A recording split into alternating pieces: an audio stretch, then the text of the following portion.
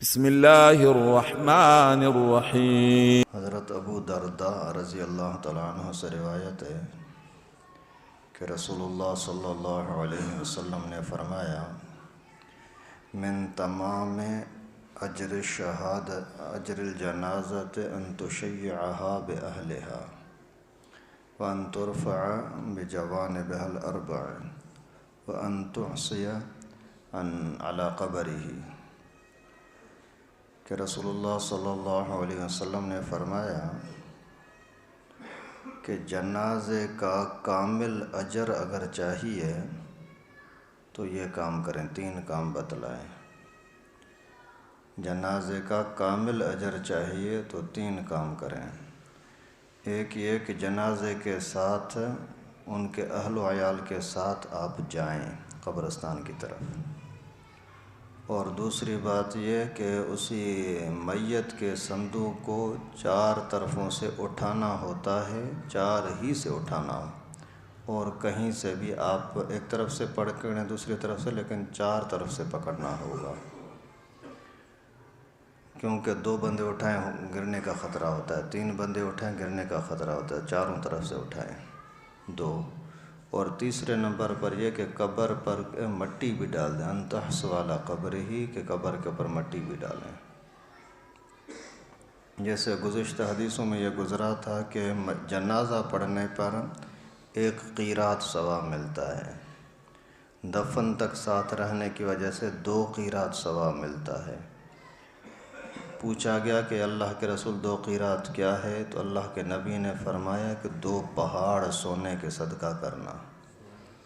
2-3 minute کا 5 minute کا کام ہوتا ہے جنازہ، اگر جا کر کے وہاں دفنانے تک آدمی شریک رہے تو بھی گھنٹے 1.5 گھنٹے کا کام ہوتا ہے، یعنی 2-3 گھنٹے کا صرف آپ اندازہ کرو تو آپ کو اربوں خربوں روپے صدقہ خیرات کرنے کا ثواب مل جائے گا۔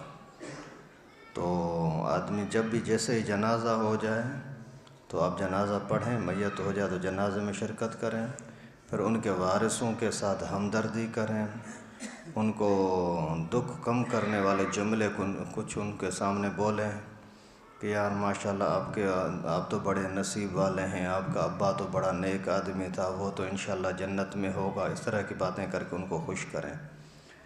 اور آپ نے والدین کی بڑی خدمت کی، وہ ابھی اب وہاں قبر میں جا کر کے آپ کے لیے وہ بھلائی کا ذریعہ بنے گا، اور اسی کے اعمال جب پیش ہوں گے تو تمہاری خدمت بھی پیش ہوگی۔ اس طریقے سے کچھ نہ کچھ ایسے جملے بولیں تاکہ ان کو تسلی ہو جائے۔ چلنا تو سب کو ہے، ہمیں بھی جانا ہے، آج اس کا نمبر آیا ہے، شاید کل میرا نمبر آ جائے گا، ان کے ساتھ ہمدردی کریں۔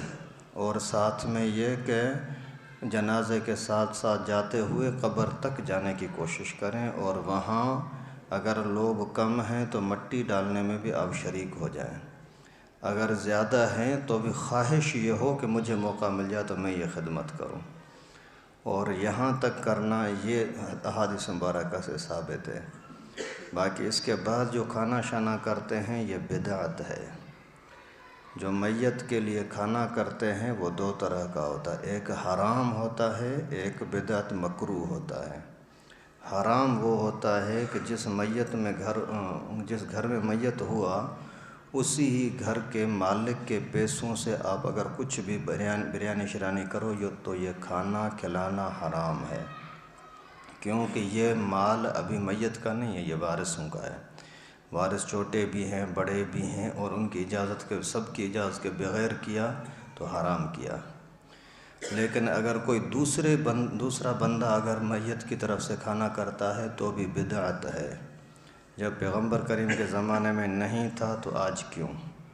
اور اس کو لازم کیا گیا ہے۔ یہ کھانا کرنا کھلانا ثواب نہیں، بہت بڑا گناہ ہوگا۔